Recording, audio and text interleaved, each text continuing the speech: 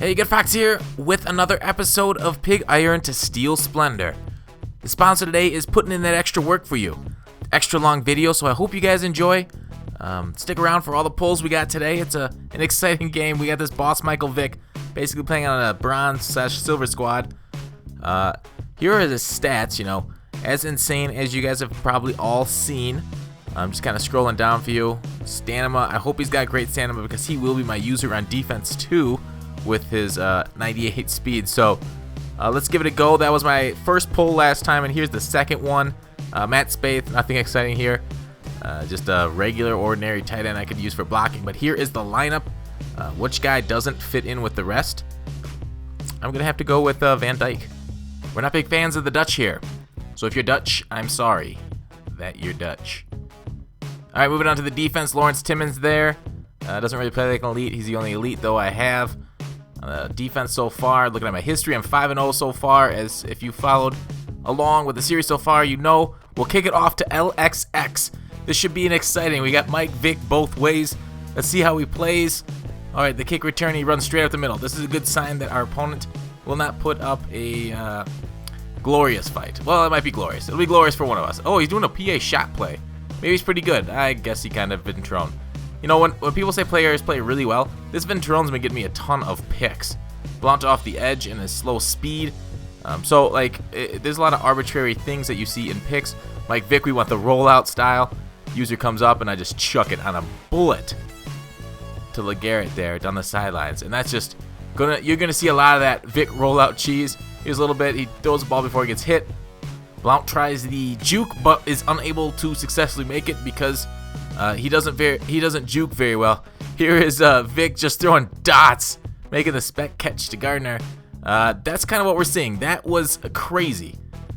Vick, and then here Vick inspires the defense Holloman to make a one-handed spec catch. The bronze Holloman just doing work. So he quit after that spec catch. Things weren't going his way with my team just acting crazy. It seems like Vick has inspired my team, taking them to a new level. They're playing faster, making better catches. Let's pick another random name. See what we got now. Arthur Moats, 78 overall. Let's take a look at him.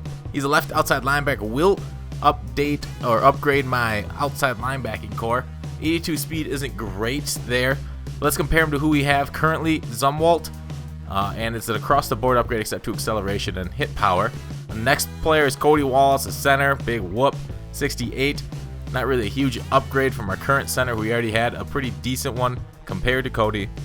So yeah, this is just checking out the strength stats. Let's comparing as Warren, our long snapper. Oh, that was a terrible pick.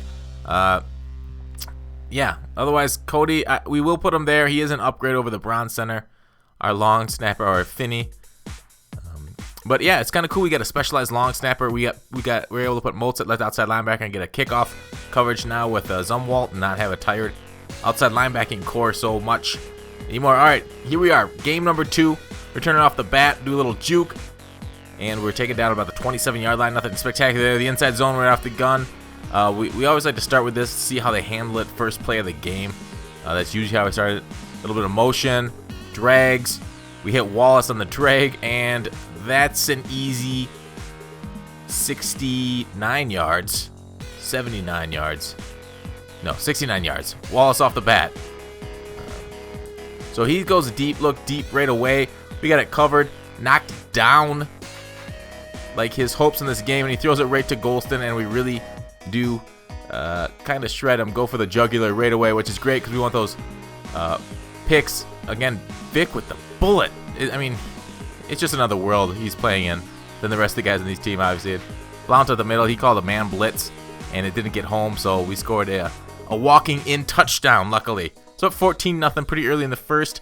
Steven Jackson, he's got it at the running back here. Throws a play action out to the edge of the field. He completes it, gets the first down, nice.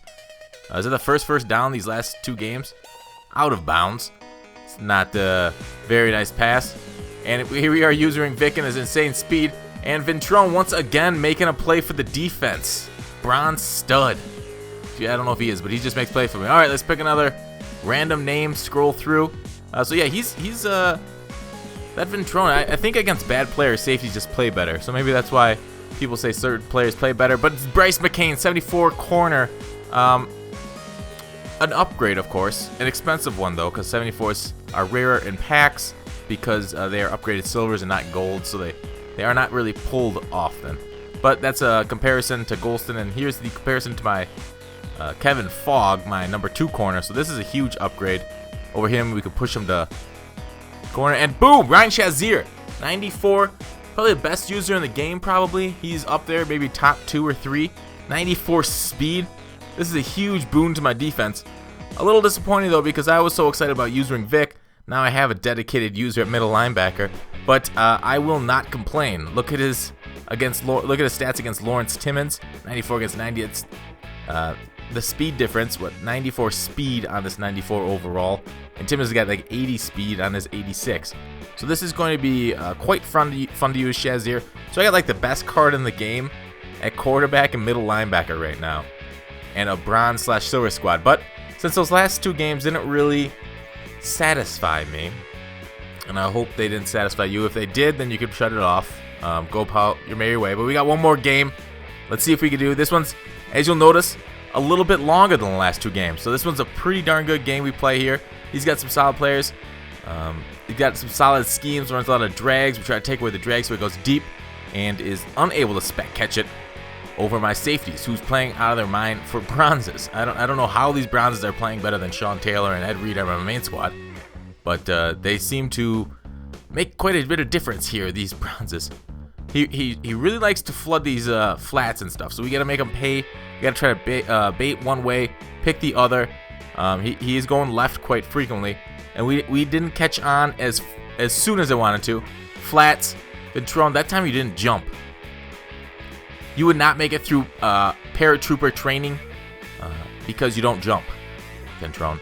Anyways, he's made quite a few plays. We'll give him a break on that one. I'll be very sad when I have to get rid of him. He's ended a couple games, as you've seen. Back to the flats on the left. We're covering the flats on the right with the middle linebacker because, with 3-4, we only run one way. That time, we decided to run left with him because he kept hitting that one same spot. So he misses the pass, unfortunately. Fortunately, it was 4th down, so he missed it. Unfortunately, I didn't get the pick to get that 6 with a 94 speed. Vick misses a short route? What was that all about? That way, that one we wanted to go deep with, but they hit us before we could get the ball off. A little bit of user error. So yeah, Vick, what the heck? 3.4 million, you hit and you missed that kind of short pass. So I was very stunned. I was actually stopped in my first offensive possession. It's back to him, and his in route luckily didn't break very fast. Hoyer couldn't get the ball to his receiver. So yeah, he's playing a nice little short game on me.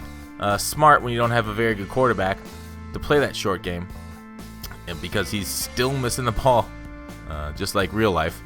So he goes back to the short game, and we get the knockdown there. So 2 defensive stands right in a row. So we go back to the speed out, the glitchy speed out with glitchy Mike Wallace at his speed, and we're down the sideline for a 57-yard touchdown. So we take the 7-0 lead. I thought that tight end right there was going to continue to slant, but he stopped the slant. I get hooked in with the center there and is unable to defend the drag pattern. So here he goes. Man, his offense is just a drag. But yeah, this is how you got to deal with it. You kind of got to just throw cover 2 at him, make some big hits, try to bait one way and then stop him the other. If you're using the D line, it's a lot tougher. If you're using a middle linebacker, you could try and bait it one way to stop those drags and take the other ones. The dual drags are just really tough to stop. And there's the 4 verts cheese against my cover 2. Nice call. He got the touchdown to tie up the game. I'm angry right now, but we got plenty of time on the clock and Mike Wallace to make plays for us, along with Mike Vick's legs here. Scrambling out of the pocket. What do we want to do? Let's move him upfield. Bullet rack so we can get some more yards and have him go out of bounds. So yeah, that was quite a huge pickup. We're on the 10-yard line with 30 seconds left in the half. Blount is unable to shove his truck down their face. So now we're looking to the end zone, and Gardner's unable to make the spec catch. Nice play by his DB. 3rd and goal. Can we get it? Corner route's open. We hit it. Goodwin gets his feet in for the lead. 8 seconds left, and he tests. Oh man, he played the screen but threw the spec catch up the middle. So now he's got one final Hail Mary left out of the pocket. Let's see how he runs. See how he rolls. Oh, threw it right past Shazier's face. We almost had that sweet pick, and that would have been just a beautiful play to return that when his first game on the team. To the flats again for Schuerman with his 91 speed. Much more, deadly than Blunt's low 80s speed. The corner route, you know, he's calling man coverage. We're beating man. We've got some good speed here. You know, the speedy team. Mike Wallace, nice elusiveness on that hit stick tackle.